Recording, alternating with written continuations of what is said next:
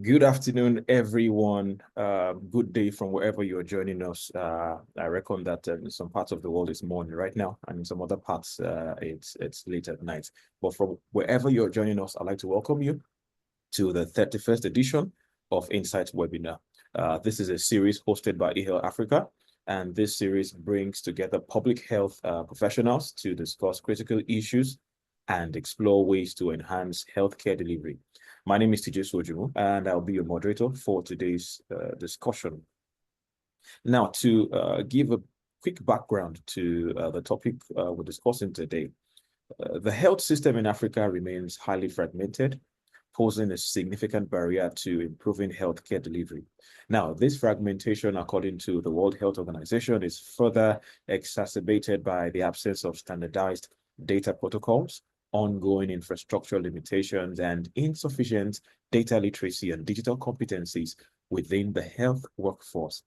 However, Africa's growing digital native population, combined with increased penetration of digital technologies and literacy, present a historic opportunity to rethink how health interventions are designed and delivered. And so this edition of Insights Webinar serves as a platform to showcase insights and share lessons from digital transformation efforts within the public health institution across the continent. And I hope you're excited. I am very excited for this conversation. Please share the link of this webinar to your professional colleagues, people within your network, people who you think need to, be a part of this conversation. Please do not be stingy. Share the link with them all. All right. Today we have the honor and privilege of welcoming the very brain behind this webinar series. As you've heard, this is the 31st edition. So we've had 31 webinars back to back. And we have the honor of welcoming the brain behind this webinar series. Is the Deputy Director of Partnership and Programs at eHealth Africa, in person of Dr. David Akpan. Please join me in giving him a warm welcome as he delivers his opening remark. Dr. David, you may have the floor. Thank you, Chijesu. Always a pleasure, being part of the webinar series, and I'm sure it's offering a platform to discuss and propose a lot of actions to change public health and digital health innovation agenda across Africa and, of course, in large the world.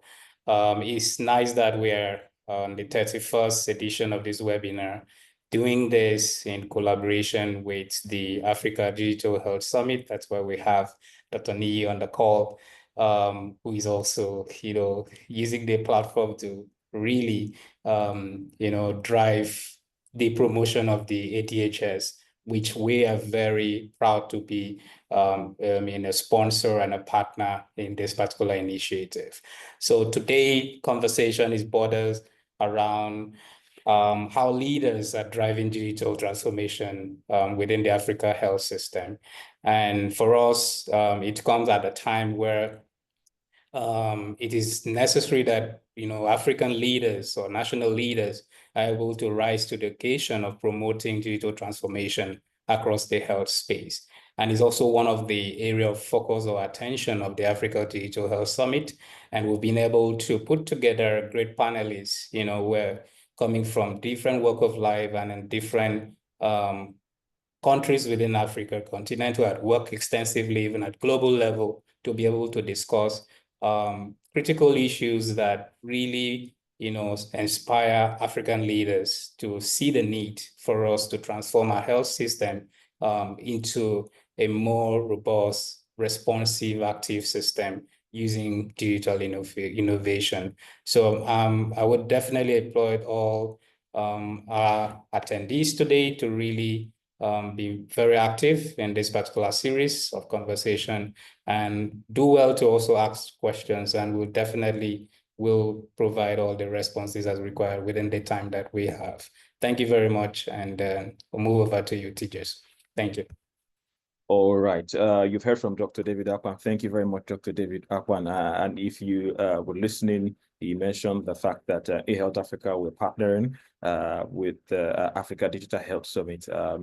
Help desk, can you please put the link for the Innovators Challenge in the message box. You can click on the link after the webinar and go read about it, and also register for the Africa Digital Health Summit.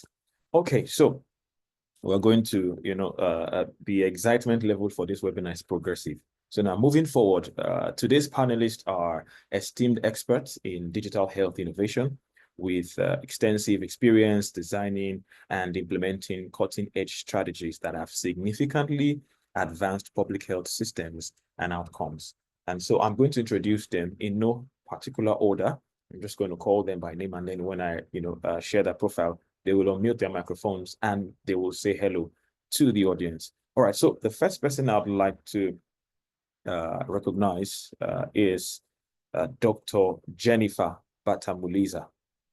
Now, Dr. Jennifer is currently the head of Data-Driven Incubation Hub and short professional courses at the Africa Center of Excellence in Data Science, University of Rwanda. She is also the program lead for girls empowerment under the MasterCard Foundation Scholars Program and serves as deputy project coordinator and career path lead for the AfriTech project, which supports digital transformation across Africa. She is also the principal investigator for the Green STEM project, promoting sustainability and green technology education. She contributes as a data scientist to a national project focused on strengthening food systems through emerging technologies. She's a lecturer in IT and data science, and she supervises both master's and PhD research. She holds a PhD in data science. She's a certified big data analyst and has been recognized with multiple awards, including the 2022 Women Science Leadership Award and the AfriTech Champion Inclusion Award. Ladies and gentlemen, welcome with me, Dr. Jennifer Batamiluza. Dr. Jennifer, can you unmute your mic and say hello to the audience? Hello. All right, thank you. We are excited to have you here today. All right, up next, our next panelist is currently the Deputy Director of Global Health Information at eHealth Africa. He's a seasoned digital health and cybersecurity expert with over 20 years of experience at the intersection of technology, strategy, and health systems. He currently serves as the Deputy Director of Global Health Informatics, like I said earlier. In this role, he leads cutting-edge digital health initiatives across the continent. He has held executive roles, including being the CEO of Aurora Wireless previously, and the COO of the African Institute of Information Security. He is a PhD candidate in computer science and holds multiple degrees and international certifications, ranging from cybersecurity and network engineering to quality process reengineering and strategic leadership. Ladies and gentlemen, welcome with me, Abdulhamid Yahya. Hi, everyone. Hello, Abdulhamid. We're excited to have you here. Thank you. All right. Yes. So the next person I'd like to introduce to you is none other than Megan Keel. Megan Keel is a senior manager at BAO Systems with a background in psychology and epidemiology. She has extensive experience in international development, having worked as a data manager on epidemiological research projects and developed numerous online public health courses. Megan specializes in designing, implementing, and managing digital health systems, as well as creating capacity building resources to support their adoption. At BAO Systems, she leads digital health implementations and training initiatives with a focus on sustainability and effectiveness. She's passionate about data-driven transformation in resource-constrained settings. Megan advocates for user-centered digital tools and meaningful knowledge transfer to improve healthcare delivery. Welcome with me, Megan Keel. Hello, Megan. Hi, thanks for having me. Excited to be here. All right. And last but not the least, he is the Chief Executive Officer, Premier Health Consult. He's also the founder. There's a public health, Premier Health Consult is a public health consulting firm based in Lagos, Nigeria. And under his leadership, PHS Consult has become a trusted partner in advancing healthcare systems across Africa, focusing on digital transformation, health system strengthening, and public health innovation. He's also the founder of DocuLink, which is a digital platform designed to connect consumers to healthcare professionals. And through initiatives like the Africa Digital Health Summit, he has played a key role in fostering dialogue and driving progress in the healthcare sector. Who is this person that I'm talking about? Is none other than Dr. Niyi Oshamiluyi. Hello, Dr. Niyi. Thank you so much, Jason. Thank you for everyone that has been able to join the call today. And of course, my co-panelists. And of course, David, thank you so much for this opportunity. Over. All right. Thank you very much. We're about to jump in right now. As we go, you will have questions that you would like to ask. And please, when you have these questions, please put them in the Q&A box. And when we get to the end of the webinar, we will be able to attend to your questions. Again, if you're just joining us, I want to welcome you to Insights webinar series by eHealth Africa. And we just introduced our panelists, and we'll be diving into the question and answer session. Okay. All right. So the first question I have goes to Abdulhamid. Yeah. Excuse me. All right, to Abdulhamid. So Mr. Abdulhamid, can you share a key success story from your digital transformation journey that could serve as a model for other African health institutions?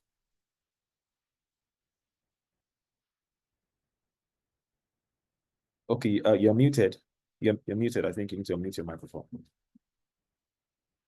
But yeah, Okay, sorry about okay. that. I started speaking, not realizing that. Yeah, thank you, Tejas, once again. Thanks for having me.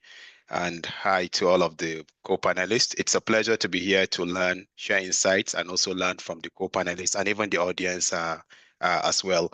So that's an interesting way to start the conversation, I believe.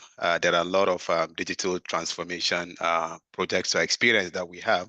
It's usually difficult to take one, but I think the one that rings a bell in my mind currently will be the our LOMIS.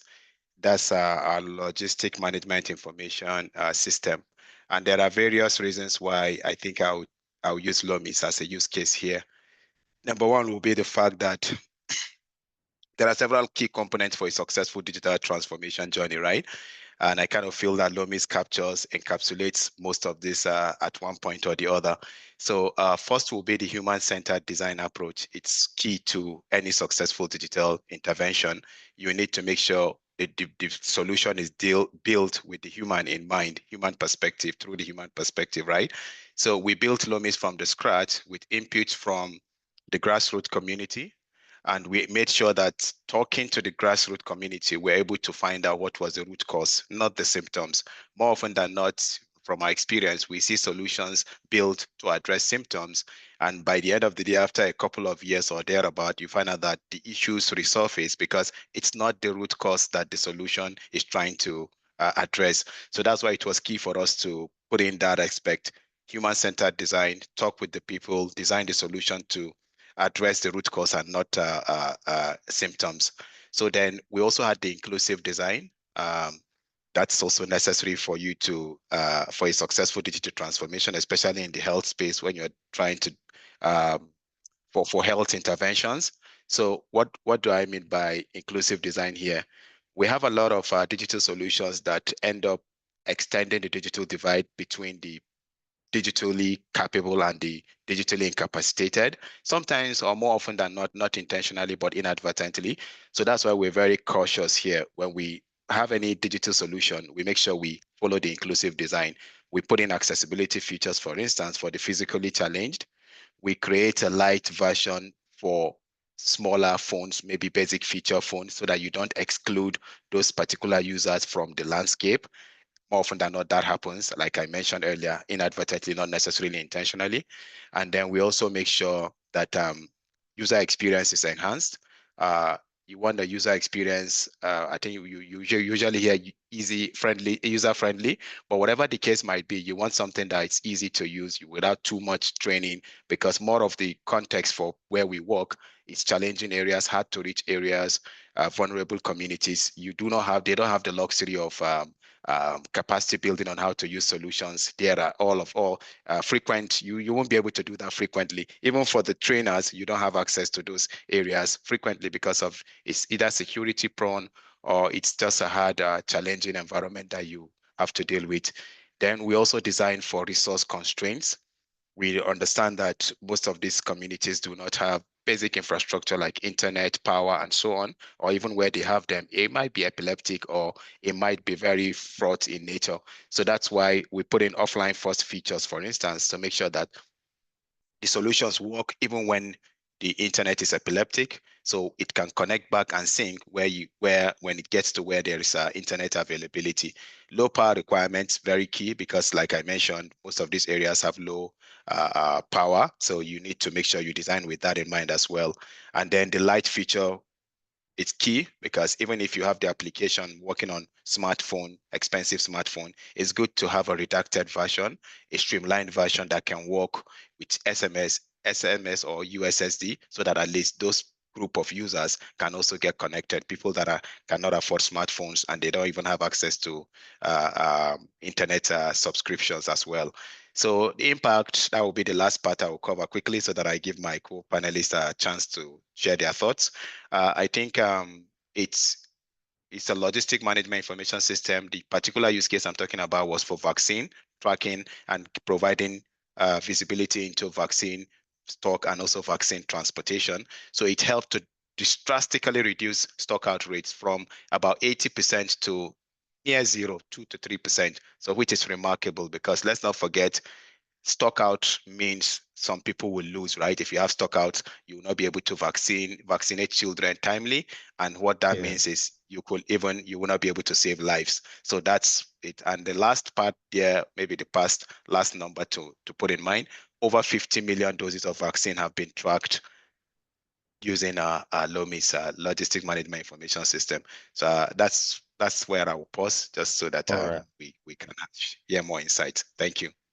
All right, thank you so much, Abdulhamid, for sharing that. And while you were speaking, I could not help but notice, for anyone who is watching right now and you have the desire or the plan to create innovative solutions that will be scalable, the points that you made are almost like a checklist, of what you should consider when you're creating solutions. So, for example, you must design for resource constrained areas, easy to use solutions, solutions that are inclusive, such that it does not increase the digital divide, redacted versions that can work in areas where they don't have, high-end phones and things like that. So thank you really for sharing all of that. And it's quite a journey that you have shared with us. All right, so the next question is for Dr. Ni Shamilu. Everything that Abdulhamid has shared, must have started from a strategic, point before it got to implementation, right? So the question I have for you is, from your own perspective, and from your own experience, what practical steps did your organization take to move from strategy to implementation in digital health? All right, thank you so much, Jason. So I know you've done an introduction of me, but just a little bit more, because that will set like the background for what I will say. I'm pretty much private sector, run PHS. We run across three verticals, work across three verticals. We provide consulting, we design, develop, and deploy, and we also convene. And beyond that, we also own a startup called DocuLink.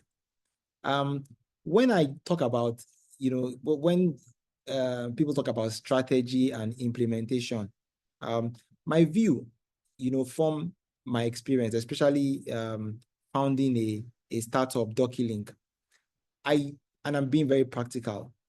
We generally try not to overthink things, right? So consulting is one, but in terms of private sector startup work, we try not to overthink things.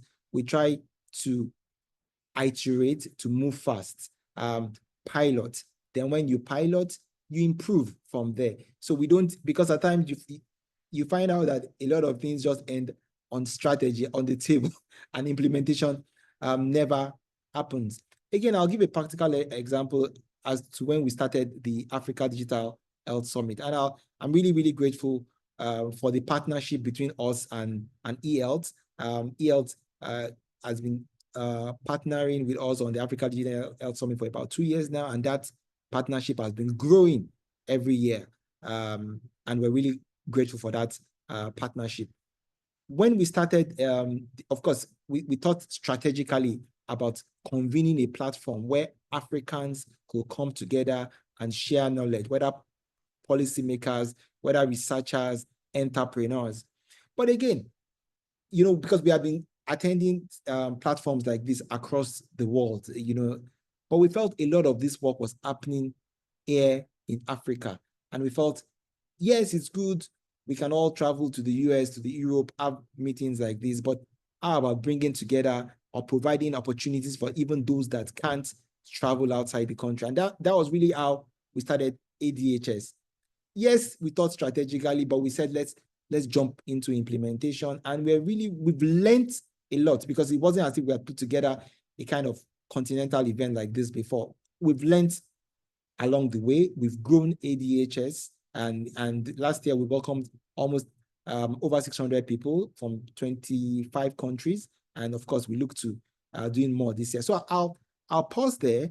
Like I said, my approach, my organization, we don't overthink things. We try and move fast. We learn from the way we iterate and we improve. Thank you. Thank you so much, Dr. Lee. I mean, it's early in this webinar, and, you know, gems are already dropping. So, you know, don't overthink things, you know, move fast, fail forward, and, you know, you learn as you iterate. Thank you so much, Dr. Lee, for that very, you know, important contribution. All right, so my next question is for Megan. Yeah. So what digital health tool or innovation has impacted your context the most, and why? Yeah, so I definitely have to say DHIS2 on this one. I was previously working really as an epidemiologist in the public health and international development sector. And I was always focused on, you know, making sure that we had high quality data, you know, really with the idea of supporting better health outcomes. So that was early in my career, and I managed large amounts of like clinical trial data in Excel.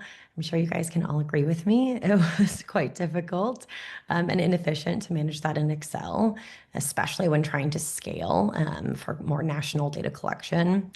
So it was around 10 years ago that my team and I began exploring alternatives, and DHIS2 really emerged as the most viable solution.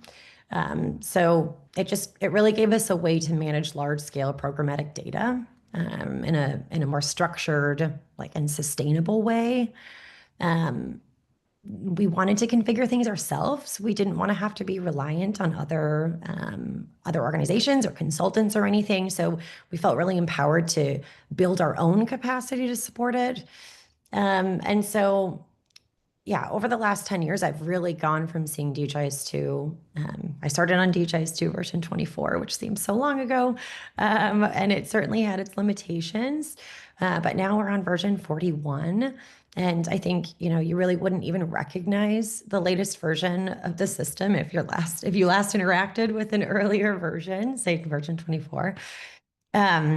But yeah, it's such a great system where the core team at the University of Oslo, they're making just huge improvements on the entire system. So data capture applications, you know, Android applications, the community has spoken, and obviously the need for offline data collection is huge. So they've done a lot of work on that too in the last few years, visualization applications as well. So it really has a much more cohesive feel to it, and it's far more user-friendly than it ever was. So it's been so impactful in my journey in international development and public health. It also just has a great and free community support and built with sustainability in mind. So, you know, my work as a consultant implementing DHIS2, we support governments, implementing partners, et cetera, to configure and deploy it. We're always prioritizing local ownership and long-term independence. We are not trying to say, you're going to be our clients for life. We're encouraging them to build their own capacity to continue to sustain these systems. So it sounds a little bit counterintuitive, especially with the consulting kind of model in mind.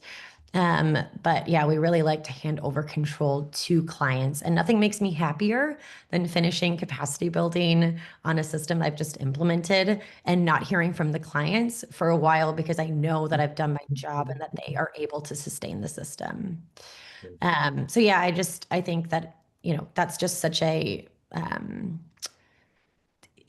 it really speaks to the mission-driven approach and why DHIS2 has seen such wide adoption. It covers like up around 80 countries now, I think. It's about 40% of the world's population, and it's now extending beyond health to support education, logistics, agriculture, things like that. So yeah, that's been a really innovative and impactful in my career. So. All right. Thank you so much, Megan, for sharing that. That's quite interesting. And, talking about transformation journeys, coming from DHIS 224 version to version 41 is such a journey, such a transformative journey. And, we're excited, for the future. So if you're just joining us again, I'd like to welcome you to Insights webinar series. Today, we're discussing leaders driving digital transformation of African health systems. And we just spoke to Megan Keel, Senior Manager at BAO Systems. If you have any questions, please put them in the Q&A box, and we'll get to it at the end of the webinar. All right, so talking about, just as you were saying, Megan, talking about handing over, digital solutions to the local authorities, handing over to the government, handing it over to the people so that there can be sustainability. I have a question for Dr. Jennifer.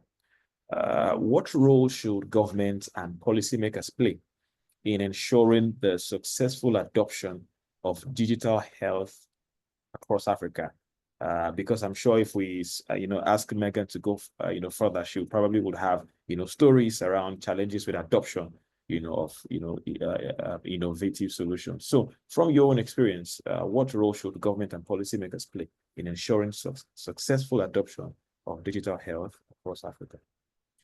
Yes, so thank you so much for the good question, and I'm happy to come in after my colleagues have set the ground. So coming back to your question about governments and policymakers, we all know that government, we know that policies should be in place to guide all the innovations about health that we are talking about. So without the policy, I believe that things could be done in different ways, and you find that there is they're not contributing maybe to the priorities of the government.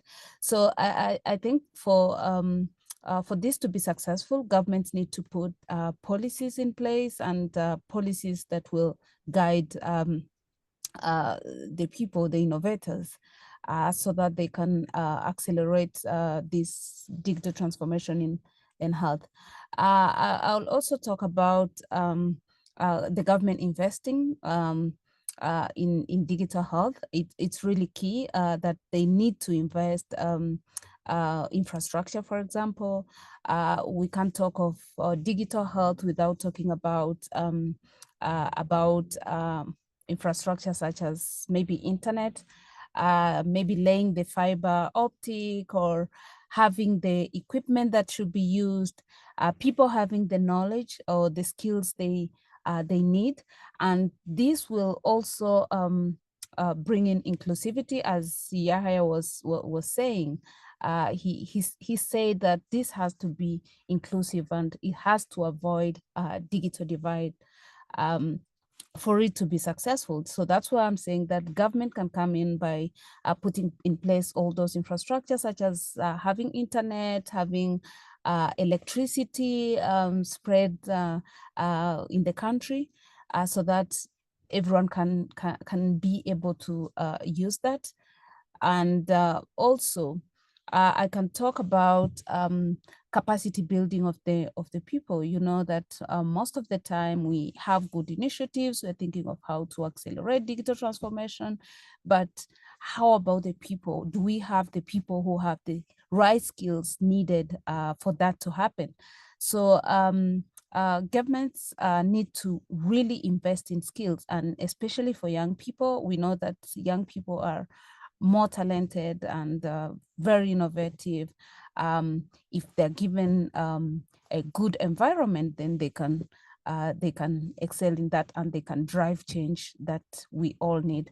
So giving skills, starting with digital literacy, but then going as far as giving them emerging tech skills such as artificial intelligence skills, blockchain, AI, and Internet of Things, and all these emerging tech skills, because now we see that AI is playing a very big role in health. So for that to be successful, then people need to be equipped with the right skills that is needed. And again, maybe the last thing I can say is about governments working with private sectors and all other key partners, such as people from the academia, such as all these young innovators, and then they all come together and they have a platform where they are told about government's priorities, because for them to adopt or to embrace these technologies, there is need for alignment to the government priorities. So having people together and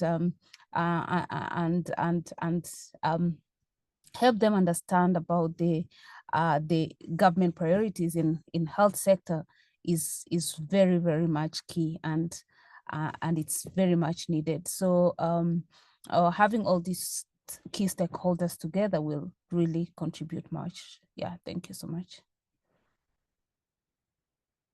Thank you so much, Dr. Jennifer.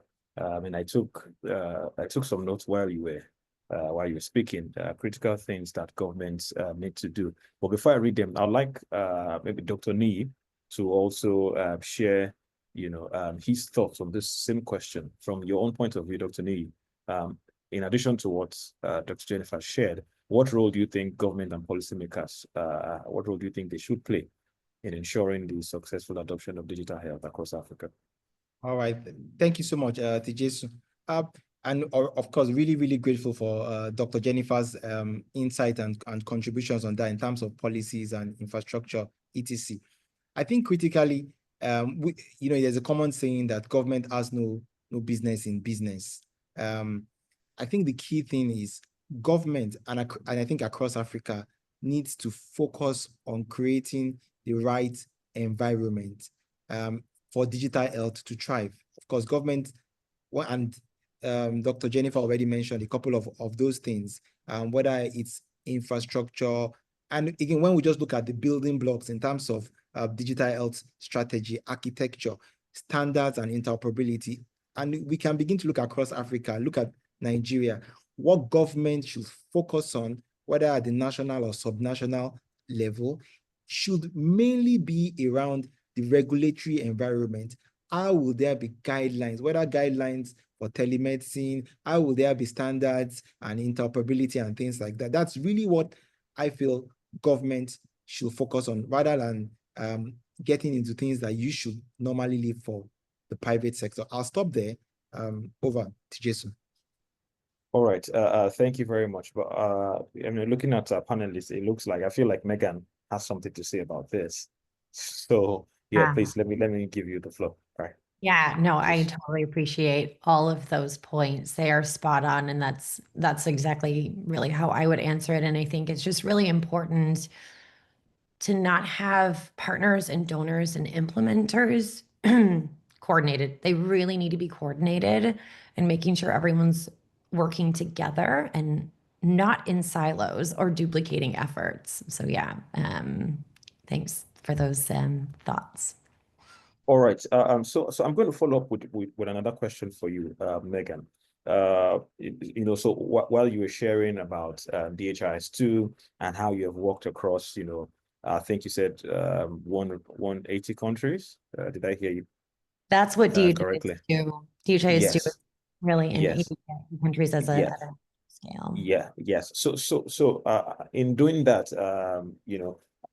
from your experience, doing all of that work, how do you think we can better align digital health strategies with existing health priorities and policies across different countries?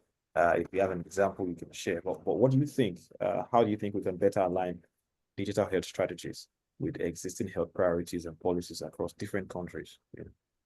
Yeah, and it's kind of difficult. It's difficult to answer that one exactly. I work a lot with a lot of international NGOs, and they're trying to align to different government requirements. And we see it a lot of the times where, data need to be kept in country, but they're trying to report for across, multiple countries in one system. And so it really does create a lot of challenges. And I think even just in general, people need to be more, or governments need to be more aligned on the same kind of data practices that they're having and holding us accountable for.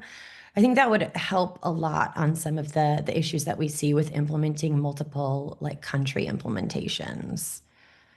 Okay. Yeah, thank you very much for sharing that. I think I also want Abdulhamid to speak to this. Seeing the work that you do with eHealth Africa, covering different countries also too, and you've, spoken about your digital transformation journey. And so, based on that, how do you think we can better, align digital health strategies with existing health priorities and policies in different countries? Yeah, thanks, TJ, for that. I think most of the points have been said by our very competent panelists. But what I want to add is sometimes when you're designing cross-country or regional policies, what I see as a gap or what can be done better usually is the, what is it called, buy-in and collaboration right from the start. More often than not, you find out that from the top, policies are created, they are drafted, and then we take it to the field, we take it to implementers to implement policies that don't necessarily have their input or their buy-in. So that's the key here. I was at the African CDC Digital Transformation Strategy launch. Myself and David, I think we were there in Kigali a couple of years back. So part of what that activity was to get buy-in.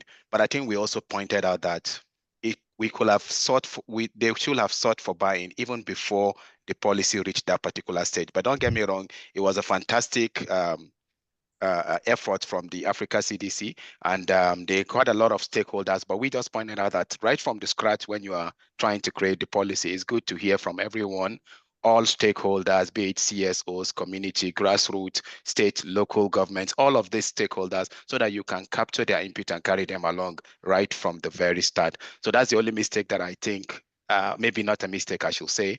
That's too much of a strong word. I think that's possible areas of improvement that I see in many cross-country policies where you need to make sure you carry everyone along. But like I said, every other point has already been well said, so there's no point in repeating the rest of the points over. All right, thank you very much, Abdulhamid. Thank you so much for sharing that. Yeah, so the next question I want to ask Dr. Jennifer. So what are the biggest policy or regulatory barriers you faced in your digital transformation journey, and how have you addressed them? Okay, so thank you. So I can say that the biggest challenge I've ever faced is about our funding. I think funding is really key for any let's say for any solution to be successful.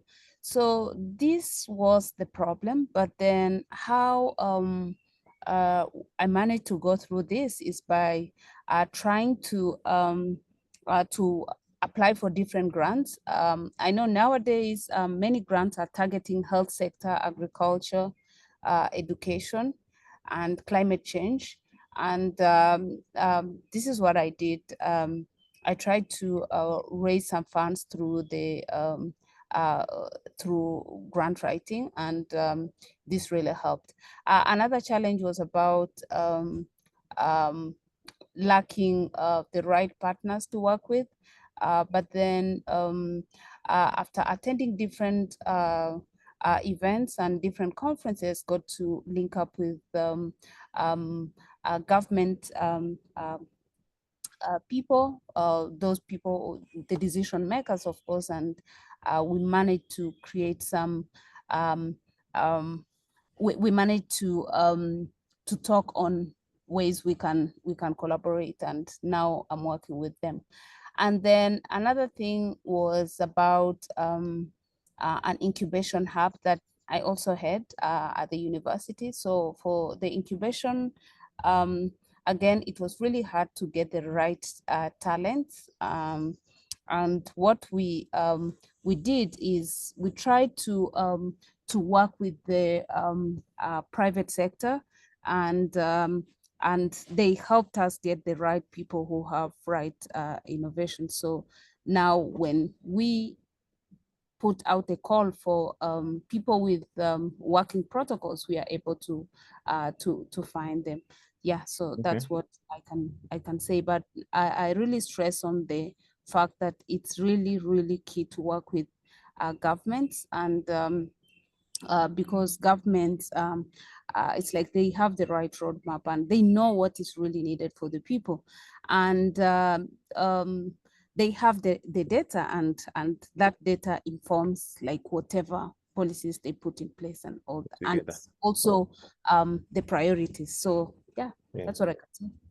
Yeah, thank you so much, Dr. Jennifer. I totally agree with you. And I think this is an interesting question, and I would like all the panelists to actually answer and share briefly, what their biggest challenge was. So Megan, can you share briefly, in 2 minutes, what are the biggest policy regulatory barriers you faced in your your career, and how you addressed it? Yeah, generally, I don't have to deal a lot with these policies. I'm kind of working through clients that are dealing with them, but guiding them in the process. And I think really I would say again, it's this issue with keeping data in country and how that causes problems. It really it fragments the data, especially when you're looking across countries. And yeah, it's just been a challenge, and it slows things down. And of course we can do it, but it takes a lot longer to do things like that. And I think trusting in cloud solutions now should be pretty much a standard. And I think, yeah, educating and building people's capacity and understanding of what cloud solutions are and how much more efficient they can make our lives, I think is a pretty critical thing that we should all be talking about now. All right. Thank you very much. Dr. Nee, do you want to quickly chime in also to any significant challenge you've experienced in your journey, policy challenge, regulatory barrier?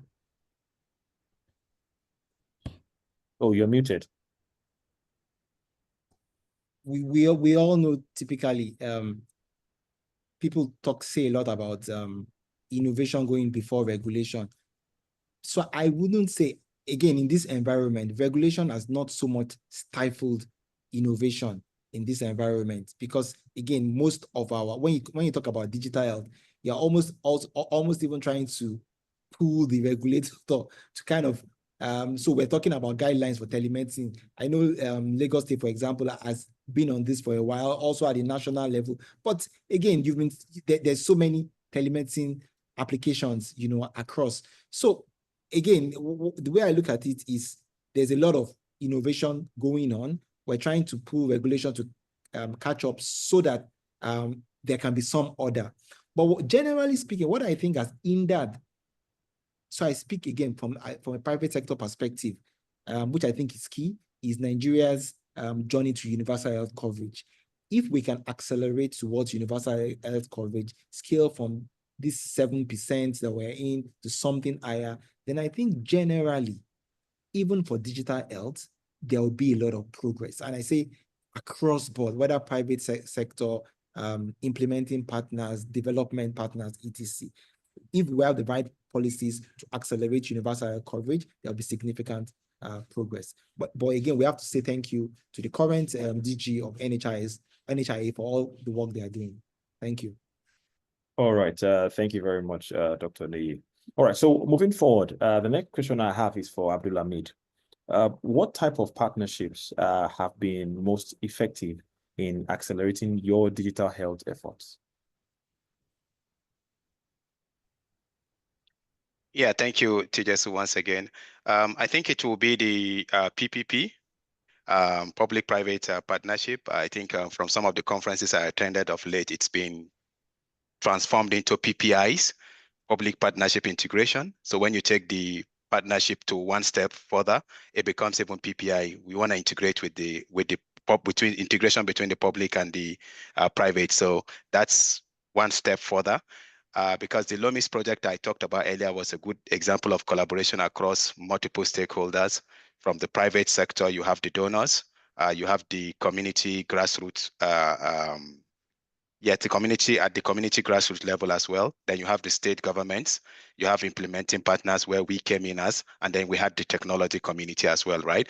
But the PPP was really what drove that project to success from that 10 years ago, 2013, 14 up to currently, because it allowed us to still continue to do the work sustainably. It also allowed us to continue to get feedback from the grassroots, from the community, and then we implement those feedback or requirements accordingly to make the solutions better. But that's the one I have experienced. But I feel like if I'm to make a choice broadly without not talking about my personal experience, I feel like a regional partnership will have more impact. I see a lot of those regional partnership currently ongoing. I'm not necessarily a part of it.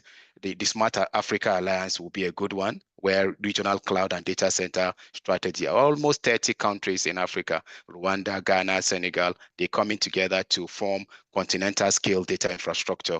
I see that as a very, very impactful partnership. That's going to help with all of this AI and data-driven interventions that are going to come up in the next few years. Data, access to the data, and then access to internet is going to be key. And that's what I think this infrastructure will help to solve. You have the equivalent in the South Africa as well, SADC, where there's collaboration between South Africa, Botswana, Namibia, and Zambia to enhance cross-border connectivity to reduce latency and also expand cloud accessibility across the region. So these are the type of partnerships I think that will have more impact to regional, African or continental partnerships, but I've not experienced that yet. But so since the question is about what I have experienced, I think the PPP will be crucial. Yeah, thank you. Yes, thank you very much, Abdul. I mean, I think it was great that you also shared, the personal experiences that you have. I also know that knowledge sharing is also, a form of partnership. And so, Dr. Jennifer, how can we build a stronger culture of knowledge sharing among health institutions in Africa? Yes, so thank you so much.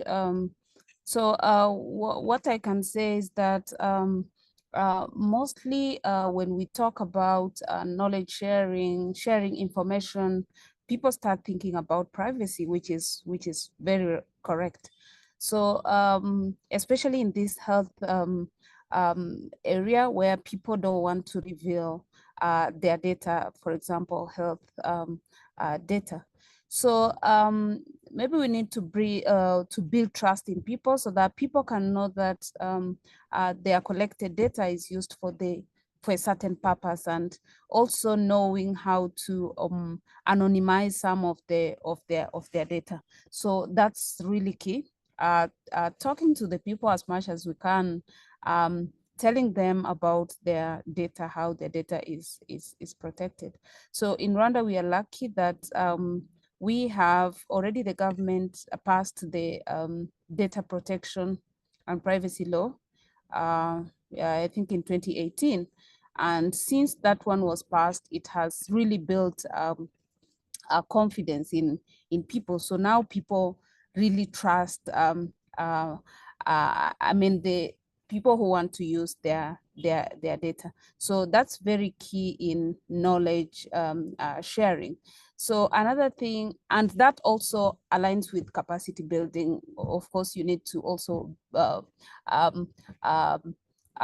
help people understand, especially for people who are collecting data, help them understand about ethics, about consent, which I love with this consent. I know I was given this consent form to sign when my data was, to share my data, my data. I really loved it. So this is very key, especially in health. So health workers and other people who are collecting data from the people, they should build trust with the people. So they need to have knowledge in ethics.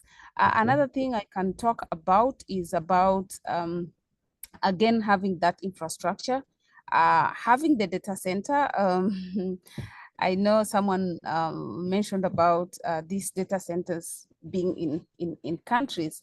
So I can talk of the case of Rwanda. We prefer having the data center in the country so that the data can be well protected, because not all countries have the, for example, the data protection law. Also, I will talk about continuous training people, keep training people, keep telling people about the importance of knowledge sharing, because as much as you share when you share the knowledge, like, you also gain some knowledge. Okay. And also having the platform that is that brings together people, especially people from different countries, regional, and then they can share best practices. So having the platform is really key. Yeah, thank you. All right, thank you, Dr. Jennifer. Thank you for sharing that. We're gradually, coming to the end of the webinar. If you have any questions, we don't have much time. I have a few questions. Please still, send in your questions. So quickly, I'd like you to answer this question in 1 minute, right? 1 minute, so that we can take a few questions from the audience. So I'll start with Megan Keel. What are your top recommendations for ensuring long-term sustainability of digital health initiatives, especially in low resource settings? What are your top recommendations? Well, I'm glad you have time boxed me, because I could talk about this all day. And if anyone wants to follow up later and talk to me about it, I would be more than happy to. But I think a few key things. One would be simplicity. It really, really matters. We have a tendency a lot of the times to over-customize systems. It makes things harder to maintain, requires more specialized resources and expertise. So I think as we're designing these, with that kind of user-centered approach, as I know one of my other panelists had already discussed, keep simplicity in mind. It really, really helps to keep these systems sustainable. Second, I would say integration needs to be very intentional. So we need to decide if integration is the correct thing that we need to do, or if an automated integration is worth the investment. Maybe a manual process can meet the need just as well. So I think, questioning that before you start these integrations, also using standards like FHIR for healthcare data, making sure that the systems can eventually talk to each other and be more scalable. Well, I obviously have to mention capacity building. I know we've all been talking about it and mentioning building people's capacity on these systems, but I know that we always talk, but we don't actually say how to do it. And so I think making sure that we are training adult learners, using the principles of training adult learners on these types of systems is also critical. And then, yeah, I guess I can stop there, but also happy to talk more with anyone else if I want to continue on. Yes, and just because you've mentioned that, I'd ask all our panelists if it's possible, you can share your LinkedIn, the link to your LinkedIn profile, and put it in the chat box so that everyone on this call can follow you, find out what you're doing and converse with you much more. So please, you can just go on your LinkedIn. That's for our panelists. Copy your LinkedIn URL, or and just put it in the chat box so people can can follow you and keep tabs with the work that you do. So there is a quick question for Abdulhamid Yahaya from somebody in the audience. Some person is asking, where are you currently implementing LOMIS, and what's the impact of that on the healthcare system? I don't know how you can answer that briefly, Mr. Abdulhamid. Yeah, thank you, Tijesu, and thanks for the question. Like I mentioned earlier, LOMIS has been implemented primarily in Nigeria, but we have other use cases for Afro with the World Bank that we're implementing in some other countries. But primarily it is in Nigeria, where we launched it in 2010. Several states are using the solution currently. And when I shared the impact, I think part of the impact was that about over 50 million vaccine dosages have been transitioned through LOMIS. And then also we have the stock out rate I mentioned.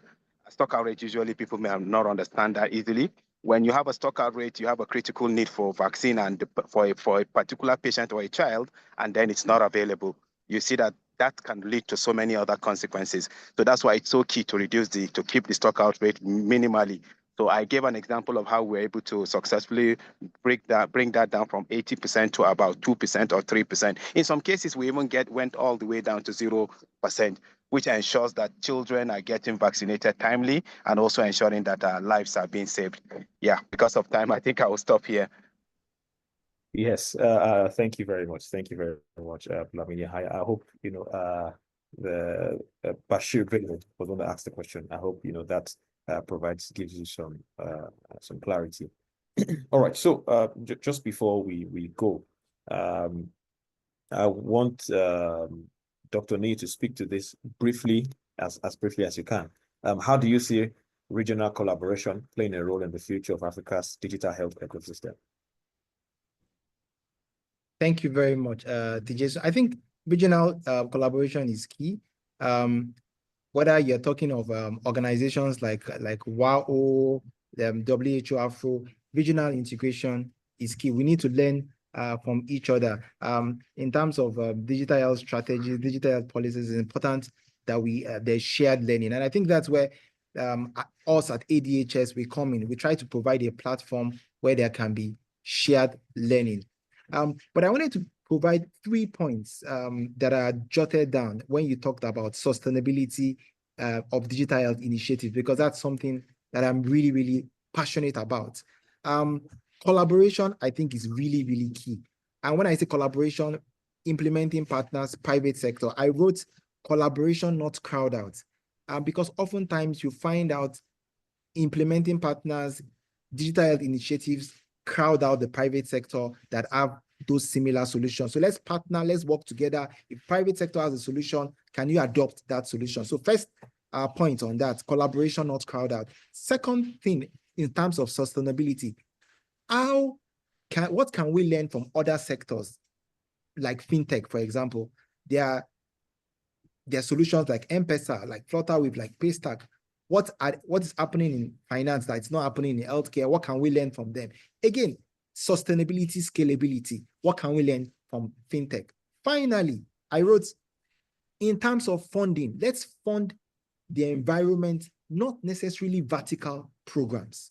So a lot of funding from donor agencies, and I've raised it a number of times, goes into vertical programs, whether it's malaria, whether it's TB and things like that. But when it comes to digital health, is it possible that some of this funding goes into improving the digital health environment, of course, working with government? So those are my takes in terms of sustainability, scalability, partnerships, collaboration, and again, what can we learn from other sectors like finance? Thank you. Jason, over. All right. Thank you so much. So that doubles as your answer and your parting shot. All right, so I'm going to ask Megan Kill to give us, your last words, just generally, the final words. Yeah, I totally agree. There's a lot that we can do moving forward with partnerships, and making sure systems are more sustainable. And I think I would just say, like, happy to be a part of the conversation. And I think we're all doing our part and mission driven, and it's really exciting to see. So thanks. Thank you, Megan. Thank you. Dr. Jennifer, any final words for the audience, anyone listening? Yes, so thank you so much. Thank you so much for inviting me, and thank you so much to the audience for joining us today. It was really, really good to be with you. And let me just talk briefly. I was trying to type to Leticia answering one of the questions she asked. Let me just take this opportunity to reply to her. Yeah, she's saying that what if you want to give solutions which are not aligned to government priorities? And what I can say is that it's really key to align to government priorities, because that's when you will have the right policy or regulations in place. That's when you will have the funding in place. And for the governments to come up with priorities, they of course, they have access to the data, and they analyze the data, and it informs their decisions. So I can say that it's good to come up with solutions for other forgotten problems, but then all the time we need to align to the government priorities, because the government oversees for the citizen, and these are the people which also are the people who are there for us. So it's really key to align to that. If you need funding, if you need all that. And again, sometimes they choose priorities depending on the resources they have in place and the budget they have in place. Thank you. Thank you very much. And last but not the least, Abdulhamid, could you just give us your final thoughts before we close out?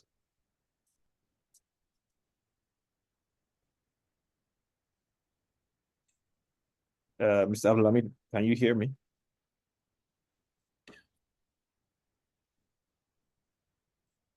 Hello, Abdulhamid, can you hear me?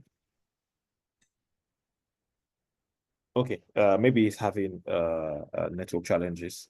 I just want our okay. Just, were you talking to me? Sorry. Oh yes, yes. I lost connection for a while. Okay, so we wanted you to just give us your final words, your final thoughts about this topic of discussion. Yeah, I think the connection towards the end has been very patchy, but I overall I appreciate the topic. We just want to chime in on the sustainability part. I think part of the issue will be trying to make sure we use open source licenses as much as possible. There are a lot of issues where programs have started, but by the end of the day, the people cannot afford the perpetual licenses, right? So proprietary licenses can have their own pros, but they can also have their cons when it comes to sustainability.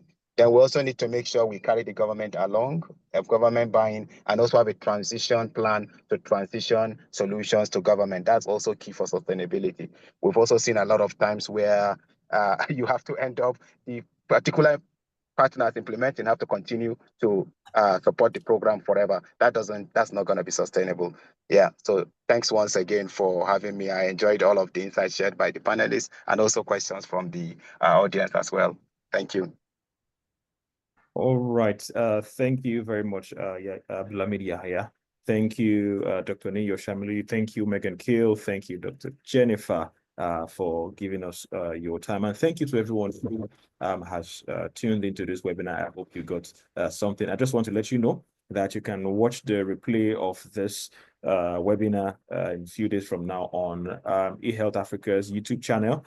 We just put the link right now in the chat box. You can click on the link and subscribe to our YouTube channel, turn on post notifications, so when we upload the video, you can watch again, you can share with people who, will be able to pick ideas that they can execute, across Africa. This is to say thank you again for joining us. We wish you a wonderful rest of your day. Help desk, please help us put up EHA's profile for people to scan. Follow us on social media and stay abreast of the work that we do. Once and again, on behalf of eHealth Africa, I want to say thank you for joining Insights Webinar 31st edition. We look forward to seeing you at the next edition of Insights Webinar. Thank you and bye. Thank you for having us. Thanks.